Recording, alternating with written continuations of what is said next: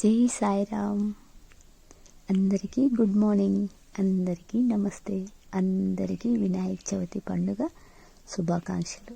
అందరూ ఎంతో ఆనందంగా సంతోషంగా వినాయక చవితి పండుగ జరుపుకుంటున్నందుకు అందరికీ కృతజ్ఞతలు. ఆ భగవంతుని ఆశీస్సులు అందరికీ అందాలి అని చిన్న కోరిక, చిన్న ప్రార్థన.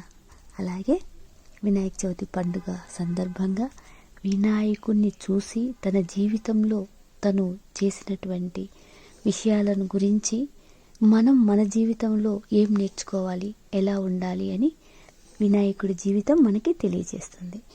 ఒక 5 విషయాల గురించి మనం తెలుసుకుందాం. వినాయకుడి జీవితంలో మొట్టమొదటిగా మనం తెలుసుకోవాల్సింది, మనకు అప్పగించినటువంటి పని, అంటే ఏదైనా ఒక పని ఎవరైనా మనకు చెప్తే దానిని చేయడంలో ఎటువంటి లోపం రానియకూడదు. అంటే విధి నిర్వహణలో ఎటువంటి ఆటంకాలు కలగకుండా ఉండాలి అని మనకి ఫస్ట్ నేర్పుతుంది. దానికి చిన్న కథ చెప్పుకుందాము. పార్వతీమాత తను స్నానానికి వెళ్ళాలి అన్నప్పుడు తన శరీరానికి పూసుకున్నటువంటి పసుపుతో చిన్న వినాయకుడిని చేసి ద్వారపాలకుడిగా అక్కడ పెట్టి స్నానానికి వెళ్తుందని అందరికీ తెలిసిన విషయం. అట్లా మీరు ద్వారానికి కాపలాగా ఉండు అని ఆ పసుపు ముద్దకి ప్రాణం పోసి అక్కడ కాపలాగా ఉంచినందుకు సాక్షాత్తు పరమశివుడే వచ్చి లోపలికి వెళ్ళాలి నేను అని అడిగినప్పుడు ఆ చిన్న గణపతి ఏం చేస్తాడంటే, నాకు అమ్మగారు ఎవ్వరినీ లోపలికి రానివ్వద్దని ఆజ్ఞ ఇచ్చారు, అందుకు నేను ఎవ్వరినీ రానివ్వనండి అని ఎంతో గౌరవంగా చెప్తారు. కానీ పరమశివుడు ఎంతో కోపంగా ఉండి, లేదు ఇది నా ఇల్లు, నేను ఇంట్లోకి వెళ్ళాలి అని చెప్పేసి గణపతిని బెదిరిస్తాడు. కానీ చిన్న గణపతి అయి ఉండి కూడా అంత పెద్ద పరమశివుడు బెదిరించినా కూడా తన బెదిరింపులకు బెదరక తన ప్రాణాలని కోల్పోతాడు. తర్వాత పరమశివుడు గణపతి అంటే గణేష్ శిరస్సు తీసుకొచ్చి అతికించింది అందరికీ తెలిసిన విషయం. ఈ చిన్న కథలో తెలుసుకోవాల్సింది ఏంటి అంటే, మనకి అప్పగించిన పనిని ఎంత పెద్దవారు ఎంత చిన్నవారు వచ్చి మన పనికి ఆటంకం కలిగినా కూడా మన విధి నిర్వహణను తప్పకూడదు అని తెలుసుకోవాలి, క్రమశిక్షణ పాటించాలి అని మనకి చిన్నగా తెలుపుతోంది. అలాగే తల్లిదండ్రుల కన్నా ఎవ్వరూ ఎక్కువ కారు ఈ ప్రపంచంలో, ఈ సృష్టిలో అనేదానికి కూడా చిన్న ఉదాహరణ స్వామి కథలోనివే, జీవిత విధానంలోనివే. ప్రథమ గణపతిగా ప్రథమ పూజ అందుకోవాలి ఎవరు అని దేవతలందరూ ఆలోచిస్తున్నప్పుడు, సరే ఎవరో ఒకరిని పెట్టాలి అని చెప్పినప్పుడు కుమారస్వామిని, గణపతిని దేవతలందరూ కూడా ఉంచాలి అనుకుంటారు. కానీ ఆ ఇద్దరిలో కూడా ఎవరిని ఉంచాలి అని అందరికీ ఒక ప్రశ్నార్థకమైతే, సరే ఈ 3 ఉన్న లోకాలన్నీ ఎవరైతే తిరిగి మళ్ళీ ఇక్కడికి వస్తారో వారికి ప్రథమ పూజ అందుకునే ఇది దక్కుతుంది అని చెప్పేసి ప్రకటిస్తారు. అలా అనగానే చెప్పంగానే కుమారస్వామి ఏం చేస్తారు, తనకి ఆల్రెడీ నెమలి వాహనం ఉంటుంది, ఆ వాహనాన్ని తీసుకొని ఎంచక్కగా ప్రతి ఒక్క లోకానికి వెళ్తారు. వెళ్తూ ఉన్నప్పుడు అప్పటికి వినాయకునికి వాహనం ఏమీ ఉండదన్నమాట. తను ఎక్కడికి వెళ్ళాలో తెలియదు, తన రూపం పెద్దగా ఉంటుంది కదా, తను అంత ఫాస్ట్గా వెళ్ళలేడు, ఏం చేయాలో అర్థం కాదు. సరే ఏం చేయాలి అని ఈ దిక్కుతోచని సందర్భంలో తల్లిదండ్రుల కన్నా ఈ సృష్టిలో ఎవరు లేరు, వీళ్ళే అన్ని లోకాలలో ఉంటారు అని చెప్పేసి ఆ బుజ్జి గణపతి ఏం చేస్తాడంటే, వాళ్ళ మమ్మీ డాడీ అంటే శివుడు పార్వతి చుట్టూ ప్రదక్షిణాలు చేస్తూ ఉంటాడు. ప్రదక్షిణాలు చేసే సమయంలో కుమారస్వామి అతి వేగంగా తన నెమలి వాహనంతో ఏ లోకానికి వెళ్ళినా కూడా వినాయకుడు అంటే బుజ్జి గణపతి అక్కడ తిరుగుతూ ఉంటాడు. తనకి అర్థం కాదు, నేను ఇంత స్పీడ్గా వచ్చినా కూడా రాలేకపోయాను, అన్నయ్యకి వాహనం లేదు కదా, ఎలా వచ్చాడు అని ఆశ్చర్యపోతాడు. అలా జరిగిపోతుంది. అక్కడ అన్ని లోకాలు తిరిగి వచ్చి మళ్ళీ వాళ్ళ మమ్మీ డాడీ అంటే శివుడి దగ్గరికి పార్వతి దగ్గరికి వచ్చేటప్పటికి అక్కడ ముందు అతను ప్రదక్షిణ చేస్తూ ఉంటారు, అంటే వినాయకుడు అనమాట.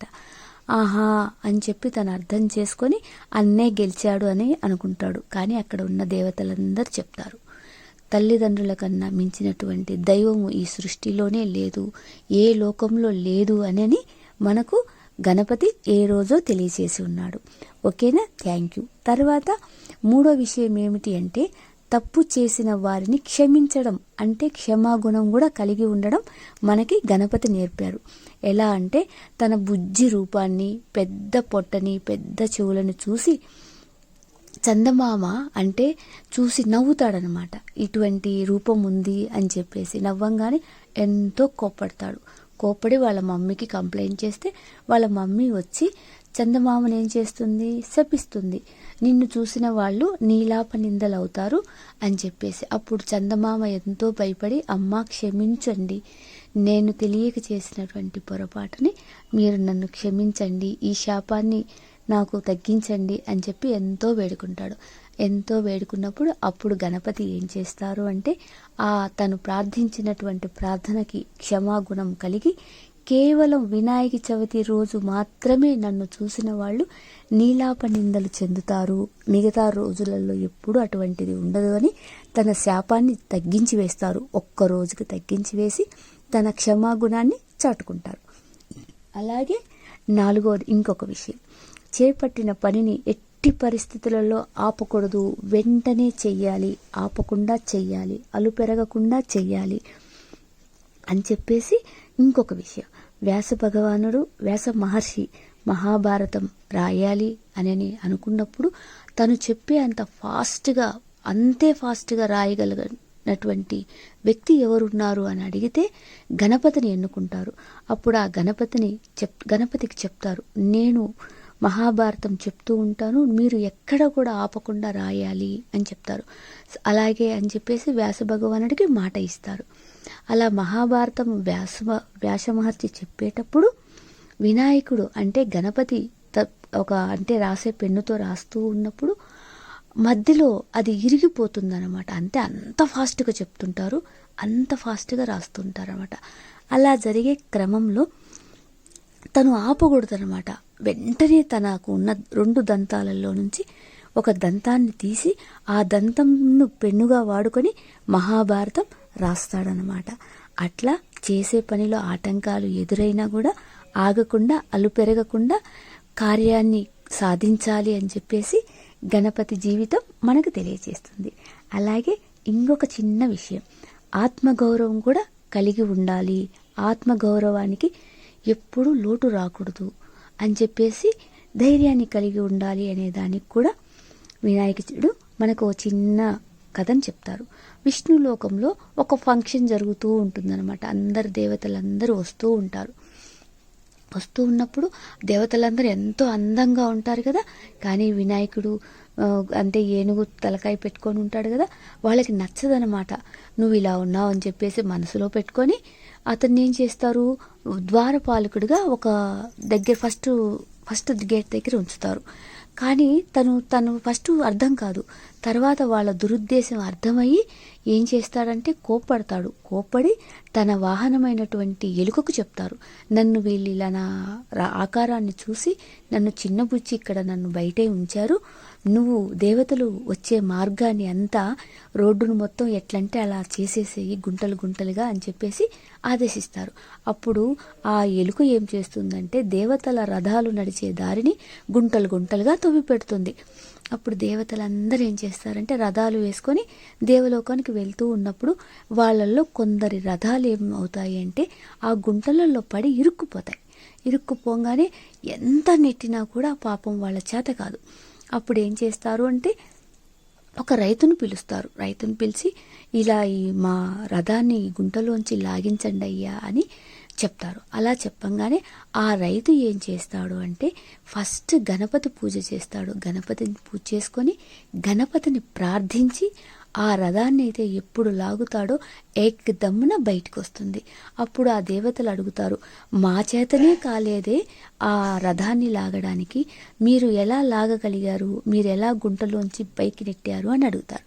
అప్పుడు ఆ రైతు చెప్తారు, నేను గణపతి ప్రార్థన చేశానండి, వినాయకుడిని తలుచుకున్నాను, విఘ్నాలు కలగకుండా ఉండాలి అంటే మనం ఫస్ట్గా గణపతిని ప్రార్థించాలి, ఆయన అనుగ్రహం వలనే నేను ఈ రథాన్ని గుంటలో నుంచి లాగగలిగానండి, అంతే, నాదేమీ లేదు, అంతా గణేష్ మహారాజ్దే అని చెప్పేసి ఎంతో వినయంగా చెప్తారు.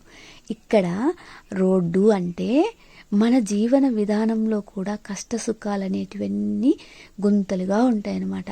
ఎక్కడైనా మనకు తెలియకుండా తెలిసినా కానీ కష్టాలు వచ్చాయి అని చెప్పేసి బాధపడకండి. బాధపడుతూ ఉంటే అలాగే గుంటలో ఉండాల్సి వస్తుంది. అలా కాకుండా విఘ్నాలకు అధిపతి అయినటువంటి గణనాయకుణ్ణి ఎంతో ప్రార్థన చేసి మన కష్టాలని అతనికి విన్నవించుకుంటే మనము చేసేటటువంటి ప్రతి ఒక్క పని అంటే ధర్మపరమైనటువంటి పనులు కానీ ధర్మబద్ధమైనటువంటి కోరికలు కానీ తప్పనిసరిగా ఆ వినాయకుడి సాక్షిగా నెరవేరుతాయి. మనం చేసే పనిలో నిజాయితీ ఉండాలి, ఆలోచనలో ఉండాలి. భక్తి, గౌరవం, ప్రేమ ఎప్పుడైతే ఉంటాయో మన చేసే పని దిగ్విజయంగా నెరవేరుతుంది. అందరూ పిల్లలు చదువుకోవాలి అన్నప్పుడు మనకు అందరు పిల్లలు ఉన్నారు, ఫస్ట్ గణపతి ప్రార్థనని పిల్లలకి నోటెట్ చేసేయండి. ఎప్పుడైతే గణపతిని మనం తలుచుకొని చదువుకుంటామో చదువులో ఉన్నత స్థితిలో ఉంటారు, ఆరోగ్యంగా ఉంటారు, ఎంతో ఉన్నత స్థితికి వస్తారు. అందరూ మంచిగా ఆ గణనాయకుడి ఆశీస్సులు అందుకోవాలని అందరికీ సాయిరాం. అందరూ బాగుండాలి, అందులో మనం ఉండాలి. Thank you Sairam. మరి ఒక్కసారి అందరికీ వినాయక చవితి పండుగ శుభాకాంక్షలు. Thank you.